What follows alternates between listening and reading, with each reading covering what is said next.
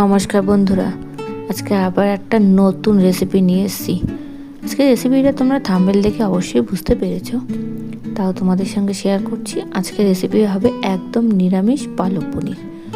পালক পনির তোমরা অনেক রকমভাবেই করেছো, পেঁয়াজ রসুন দিয়েও করেছো, নিরামিষও করেছো। আজকে আমি নিরামিষ রেসিপি তোমাদের সঙ্গে শেয়ার করব। তার আগে বলি, প্রিয়া ব্লগে তোমাদের সবাইকে অনেক অনেক ওয়েলকাম, অনেক ভালোবাসা। একটা নতুন ব্লগের সঙ্গে আজকে তোমাদের সঙ্গে পুরো দিনটা আড্ডা দেবো আর আমার রেসিপিটা তোমাদের সঙ্গে শেয়ার করব। পালক পনির করার জন্য আমি পালং শাক নিয়ে নিয়েছি এবং খুব ভালো করে ধুয়ে পরিষ্কার করে নিয়ে কেটে নিয়েছি। খুব কুচি করিনি, মিডিয়াম সাইজ কেটেছি। আর নিয়েছি পনির। পালক পনির করতে গেলে পনির তো অবশ্যই লাগবে এবং পনিরগুলোকেও দেখো ডুমো ডুমো করে কেটে নিয়েছি। এবার রান্নাটা শুরু করি। পালক পনির করার আগে একটা কড়াই বসিয়েছি এবং কড়াইতে গরম জল প্রায় হয়ে গেছে। এর মধ্যে পালং শাকগুলো দিয়ে দেবো। পালং শাকগুলো পুরো দিয়ে, একটু বড় বড়ই থাকবে, বেশি ছোটো করার দরকার নেই। এগুলো দিয়ে ভালো করে আমি 1 চামচ মতো নুন দিয়ে দেবো। এই পালক পনির করতে গেলে পালং শাকটা প্রথমে সিদ্ধ করাটা খুব দরকার। আমি 1/2 চামচ মতো নুন দিয়ে দিলাম।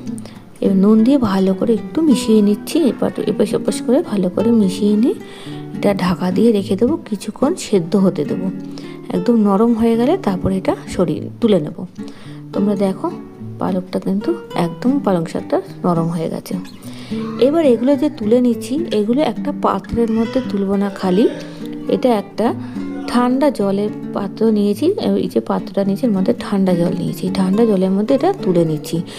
এর কারণ হচ্ছে পালং শাকটা যে গরম নামাচ্ছি সঙ্গে সেটা এটা মিক্সিতে দেবো না, পেস্ট করতে দেবো না, গরম পেস্ট করতে নেই। তার জন্য এটা ঠান্ডা পাত্রের মধ্যে জলের মধ্যে রেখে নিচ্ছি, তাহলে তাড়াতাড়ি ঠান্ডা হয়ে যাবে। পুরো পালং শাক তুলে নিয়েছি। এবার চলো পেস্ট করে নেবো। পালং শাকগুলো আমার ঠান্ডা হয়ে গেছে।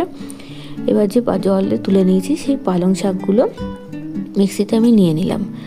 এর মধ্যে আমি পুরো পালং শাক নিচ্ছি, নিয়ে 3টে কাঁচা লঙ্কা নিয়েছি। তোমরা ঝালটা নিজেদের স্বাদ অনুসারে দেবে। আর এর মধ্যে নিলাম ধনেপাতা। তোমরা চাইলে এর মধ্যে কাজু বাদাম অ্যাড করতে পারো। আর হ্যাঁ, আমি কিন্তু এর মধ্যে কোনো জল অ্যাড করছি না, তার কারণ পালং শাকে অলরেডি জল আছে, ওই জন্য তার জল বেশি অ্যাড করছি না। তোমরা দেখো কত সুন্দর মিক্সড হয়ে গেছে এবং কত মিহি হয়েছে। এরকম মিহি করতে হবে যাতে কোনো দানা দানা না থাকে। তো চলো, পেস্ট তো কমপ্লিট হয়ে যাবে, রান্নাটা শুরু করি।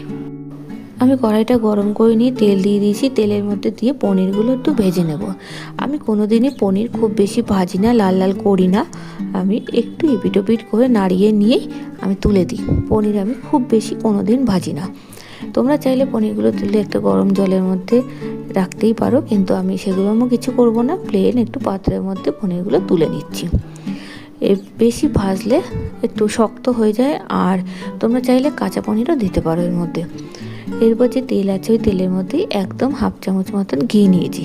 ঘি দিয়ে রান্নাটা করবো। ফোড়নে দিয়েছি সাদা জিরে, গোটা জিরে আর একটা শুকনো লঙ্কা, আর একটা গোটা টমেটো কুচি করে নিয়েছি। একটু ভালো করে নাড়িয়ে নিলাম তেলের সাথে দিয়ে। এবার কিছুক্ষণ ঢাকা দিয়ে সেদ্ধ হতে দেবো। টমেটোটা যদি গোটা থাকে সেটাও ভালো লাগবে না খেতে, একটু মিহি হয়ে গেলে পেস্টটা খুব সুন্দর রান্নাটা হবে। দেখো টমেটো কিন্তু ঢাকা দিয়ে দিয়েছিলাম। আর এর মধ্যে 1 চামচ মতন আদা কুচিয়ে নিয়েছি। আদা তোমরা বেটেও দিতে পারো, আমি ঘষে নিয়েছি। আর 1/2 চামচ মতন নুন দিয়েছি। এইবার ভালো করে এটা মিক্সড করে নিচ্ছি নুনের সাথে। আর সামান্য পরিমাণ আমি জল দিচ্ছি, কারণ মশলাটা যাতে শুকিয়ে না যায়, পুড়ে না যায়। এবার ভালো করে মিক্সড করে নিয়ে এটা একটু ঢাকা দিয়ে রেখে দেবো। তার কারণ হচ্ছে আদার যে গন্ধটা সেটা তাহলে চলে যাবে, রান্নাটা হয়ে যাবে। দেখো রান্না কিন্তু অনেকটাই হয়ে গেছে, মশলা কষে গেছে, আদাটা পেস্ট হয়েছে। আদার কাঁচা গন্ধটা ভালো লাগবে না রান্নায়। এই মশলাগুলো দিচ্ছি। 1/2 চামচ মতন ধনে গুঁড়ো, 1/2 চামচ মতন জিরে গুঁড়ো, 1/2 চামচ মতন হলুদ গুঁড়ো, 1/2 চামচ মতন লঙ্কার গুঁড়ো। লঙ্কার গুঁড়োটা একদম অপশনাল।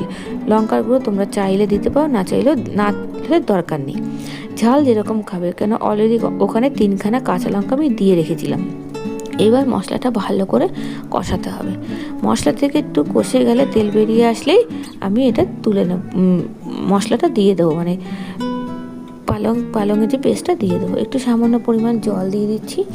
এবার মশলাটা একটু ঢাকা দিয়ে রেখে দেবো, ভালো করে নাড়িয়ে নিয়ে, তাহলে মশলাটাও রেডি হয়ে যাবে, আমার কষে যাবে। চলো ভালো করে নাড়িয়ে নিয়ে আমি ঢাকা দিয়ে রেখে দিচ্ছি জাস্ট কিছুক্ষণ।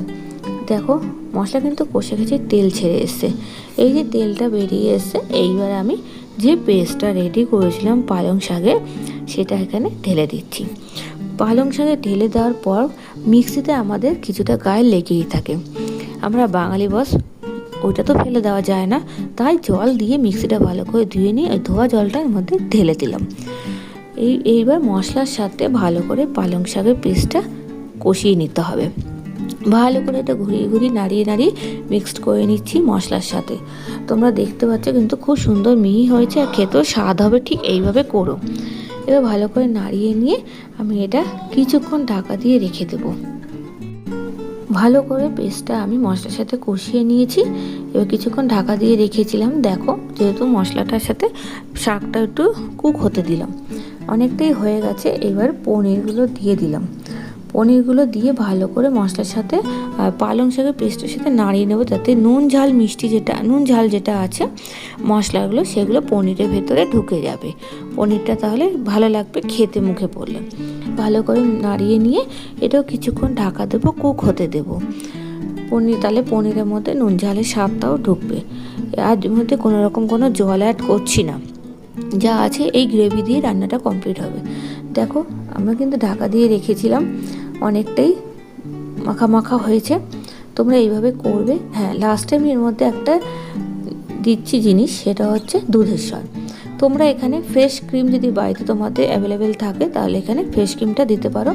আমার কাছে ছিল না, তাই আমি দুধের স্বাদটা দিলাম। এটাও তোমরা দিতে পারো।